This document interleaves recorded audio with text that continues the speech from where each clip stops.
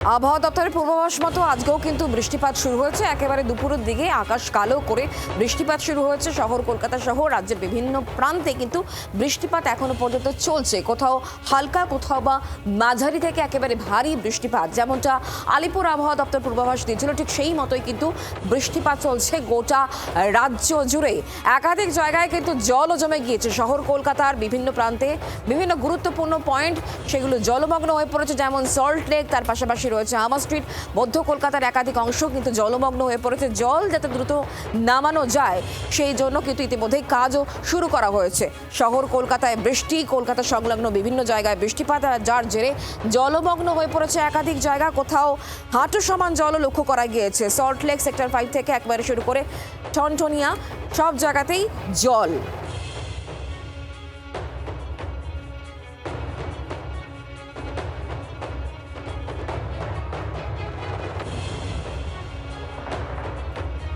চাঁদনী চক থেকে শুরু করে একাধিক জায়গা কিন্তু শহর কলকাতার জলমগ্ন হয়ে পড়েছে। সল্ট লেক থেকে শুরু করে ঠনঠনিয়া, কালীবাড়ি কিংবা চাঁদনী চক একাধিক জায়গা জলমগ্ন হয়ে পড়েছে। বর্ষার শুরুতেই জল থই থই শহর কলকাতা।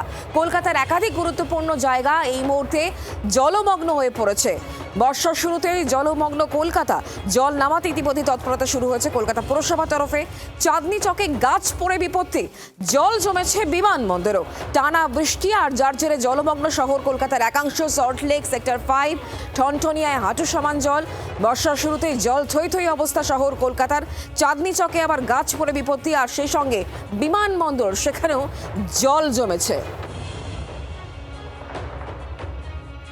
সল্ট লেক চত্বরে ছবি তুলে ধরেছেন আমাদের প্রতিনিধি রক্তিমা, আসুন দেখায়। কয়েক ঘন্টার বৃষ্টিতে জলমগ্ন সল্ট লেকের একাধিক জায়গা। আমরা ঠিক যেখানে রয়েছি সেখানেই দেখা যাচ্ছে যে রাস্তার একটা অংশে পুরো জল দাঁড়িয়ে গিয়েছে এবং সেই জল পেরিয়েই সাধারণ মানুষকে যাতায়াত করতে হচ্ছে। ফলত স্বাভাবিকভাবেই একটা ভোগান্তির শিকার হতে হচ্ছে সাধারণ মানুষকে। যেমনটা জানা যাচ্ছে যে বিধাননগর পুরসভার তরফে ইতিমধ্যেই বিভিন্ন জায়গায় পোর্টেবল পাম্প বসানো হয়েছে। সেই পাম্পের মাধ্যমে জল বের করে দেওয়ার একটা প্রক্রিয়া শুরু হয়েছে। একাধিক জায়গা থেকে জল ইতিমধ্যেই নামানো গিয়েছে এবং বেশ কিছু জায়গায় জল এখনো পর্যন্ত রয়ে গিয়েছে। প্রায় 1 ঘন্টার মুষলধারে বৃষ্টি এবং তাতেই সল্ট লেক, বিধাননগর সহ কলকাতারও একাধিক অংশে জল জমেছে।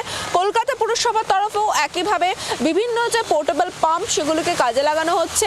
যে সমস্ত নিকাশি নালা যেগুলি রয়েছে সেখানে গালিপিট পরিষ্কার করার কাজও চলছে। ক্যামেরা দীপের সঙ্গে রক্তিমা দাস, জি24 ঘন্টা, কলকাতা। শহর কলকাতায় গুরুত্বপূর্ণ জায়গা আমা স্ট্রিট, সেই চত্বরে কি ছবি তুলে ধরেছেন আমাদের প্রতিনিধি অয়ন, দেখাই। শহর কলকাতায় একটানা বৃষ্টি, সেই বৃষ্টির জেরে 108-এর রাজা রামমোহন সরণি ইতিমধ্যেই জলমগ্ন পরিস্থিতি তৈরি হয়েছে। হাঁটু সমান জল রয়েছে। ইতিমধ্যে দেখা যাচ্ছে যে ছবি, কলকাতা পুরসভার তরফ থেকে যে জল, একেবারে জমা জল, তা তুলে ক্লিয়ার করার জন্য ইতিমধ্যেই সকাল থেকে 4 থেকে 5টি গাড়ি ইতিমধ্যেই রাখা হয়েছে এবং সেই গাড়িগুলি থেকে জল ইতিমধ্যেই রিলিজ করা হচ্ছে এবং সেই ছবি দেখা যাচ্ছে। পাম্প চালিয়ে এই যে জলমগ্ন যে পরিস্থিতি তৈরি হয়েছে, সেই জলমগ্ন পরিস্থিতি একেবারে ক্লিয়ার করে জল আশেপাশে যে নিকাশি নালাগুলো বুজে রয়েছে, যে গালিপিটগুলো বুজে রয়েছে, তা ইতিমধ্যেই পুরসভার যারা কর্মীরা তারা কিন্তু ইতিমধ্যেই তা পরিষ্কার করার যে কাজ, সেই কাজ ইতিমধ্যেই করছেন। এবং যে ছবি দেখা যাচ্ছে এই আমা স্ট্রিট জুড়ে যে আশেপাশের যে কটি গলি, প্রত্যেকটি জায়গায় একেবারে হাঁটু সমান জল রয়েছে এবং তা কলকাতা পুরসভার তরফ থেকে, যে ক্লিনিং ডিপার্টমেন্ট তাদের তরফ থেকে যে সুইরেজ ড্রেনেজ সিস্টেম, তা পরিষ্কার করার কাজ করছেন পুরসভার কর্মীরা। ক্যামেরায় নবীনের সঙ্গে অয়ন শর্মা, জি24 ঘন্টা, কলকাতা। পাম্প চালিয়ে এভাবেই কিন্তু দ্রুত যাতে জল নামানো যায় সেই প্রচেষ্টা করা হচ্ছে। চাঁদনী চকে আবার গাছ ভেঙে পড়ে বিপত্তি, সেখানকার ছবি তুলে ধরেছেন আমাদের প্রতিনিধি রনয়, দেখায়। ঝড় বৃষ্টির জেরে একেবারে চাঁদনী চকে রাস্তার ওপরে ফুটপাতে যে গাছ, সেই গাছ একেবারে শিকড় থেকে উপড়ে ভেঙে পড়ে। এই যে গোটা রাস্তা কিন্তু জ্যাম হয়ে যায়, অর্থাৎ গাড়ি চলাচল স্তব্ধ হয়ে যায়। এরপরে কিন্তু খবর যায় কলকাতা পুলিশ এবং সেখান থেকে খবর যায় ডিএমজি গ্রুপের কর্মীদের কাছে।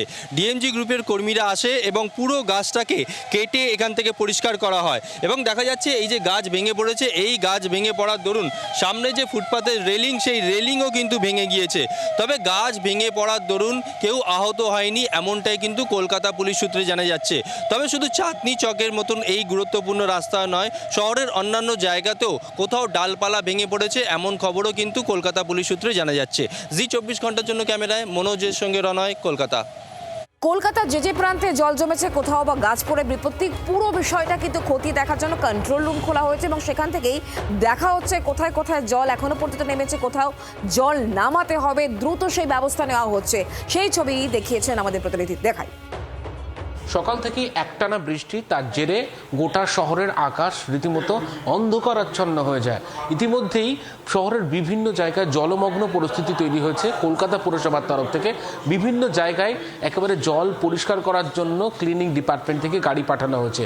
বেশ কয়েকটি জায়গায় গাছ ভেঙে পড়েছে, রাস্তার উপরে বাড়ি ভেঙে পড়েছে।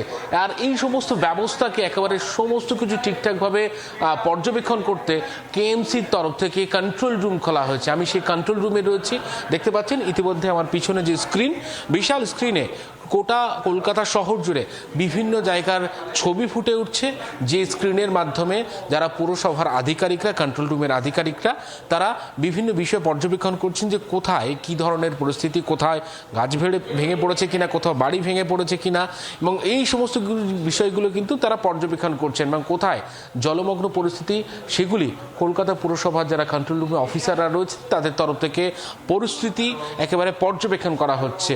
তার পাশাপাশি একেবারে কন্ট্রোল রুমে ফোন আসছে, একের পর এক ফোন আসছে এবং সেই ফোনে তারা সেই মতো রেসপন্স করছেন এবং পাশাপাশি টিম পাঠাচ্ছেন সেই জায়গায়, পাঠিয়ে সমস্ত পরিস্থিতি খতিয়ে দেখা হচ্ছে কলকাতা পুরসভার তরফ থেকে।